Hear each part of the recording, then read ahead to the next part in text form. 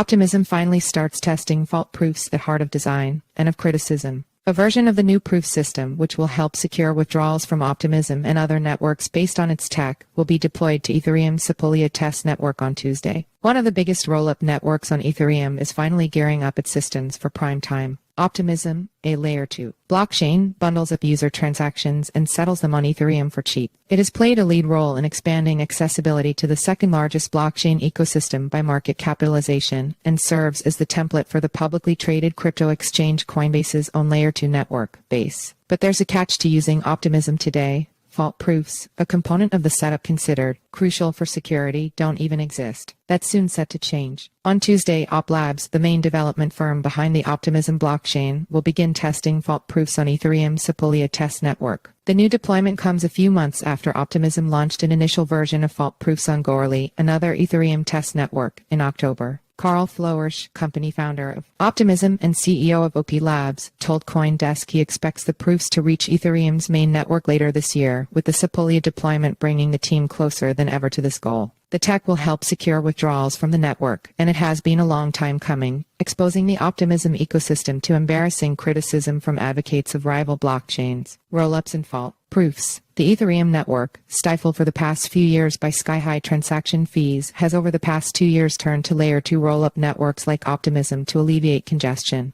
Optimism and similar rollups aim to borrow their security from Ethereum, meaning recording transactions should be tantamount to writing transactions directly onto Ethereum. Optimism is currently the third largest rollup network in terms of transaction volume, with $950 million in total deposits, according to DeFi Llama. The chain's technology also powers the second and fourth largest Layer 2 networks, Coinbase's Base network and Blast, a buzzy newcomer to the rollup race. When rollups pass user transactions to Ethereum, they do so by bundling big groups of transactions into large batches. They then settle those transactions onto the main chain all at once, which lets them offer transactions to users for a fraction of the cost. In theory, rollups are supposed to secure themselves via proofs, which are mathematical formulas that Ethereum network observers can reference to check if the data passed down from the rollups reflects real user activity. The proof systems are ultimately supposed to make good on rollups' primary value proposition, which is to provide cheaper access to Ethereum without compromising on the decentralization and trustlessness that separate blockchains from legacy finance and Web2 systems. Today, Optimism lacks fault proofs, meaning users need to trust Optimism's programming,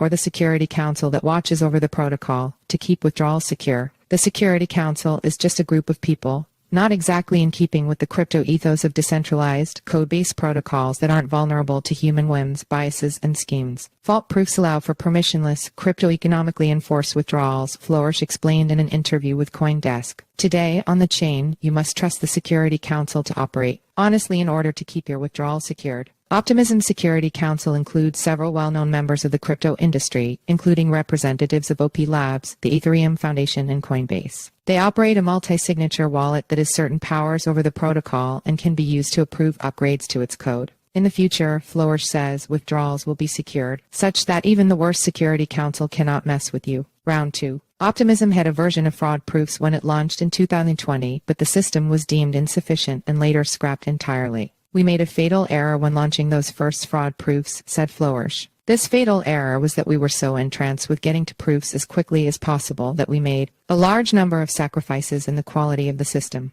The biggest sacrifice, according to Floersch, was that the initial proof system was compatible rather than equivalent to the Ethereum Virtual Machine EVM, meaning there were certain elements of its programming that would complicate the process of porting apps to Optimism and would make it more difficult for the whole system to scale. Optimism deposits have ballooned by almost $1 billion since its fraud proofs went to the wayside, and the OP Labs team has open-sourced elements of its technology under the OP Stack, a blockchain building framework used by some of the biggest Layer 2 ecosystems of the day, including Base. The new proof system, which Optimism calls a fault proof system rather than a fraud proof system, will be EVM equivalent rather than EVM compatible, which should help it support apps more seamlessly than the old setup. Floersch says it's also been designed with a particular eye to modularity, meaning it will come with different components that can be swapped out according to a chain's use case, like if a network plans to use proofs powered by zero-knowledge CK cryptography. Under Optimism's old proof system, it was like building a shack out of sticks, said Floersch. We're like, alright, we can get up real quick, but we can't actually build a skyscraper with this thing.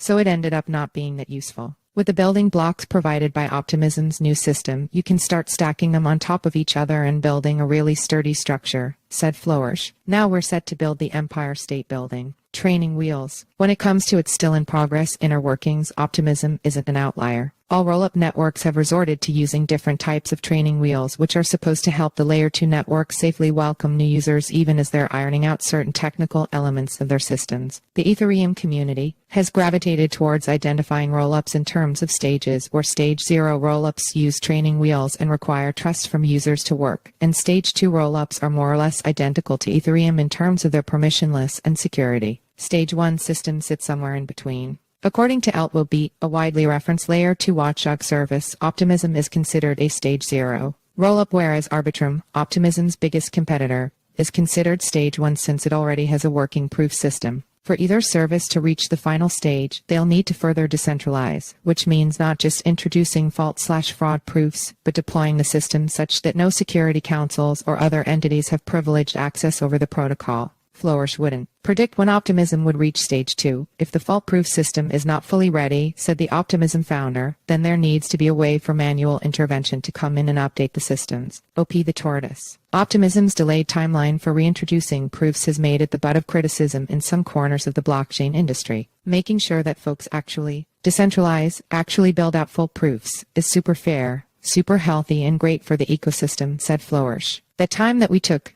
yes, it costs us on Twitter or whatever, but ultimately what I think is the most important is that this is a long-term game. According to Floersch, Optimism's deliberate pace has ultimately put it on a faster timeline. What we have been trying to do, and what we are dedicated to, is building out a Stage 2 fully decentralized system as quickly as possible, he asserted.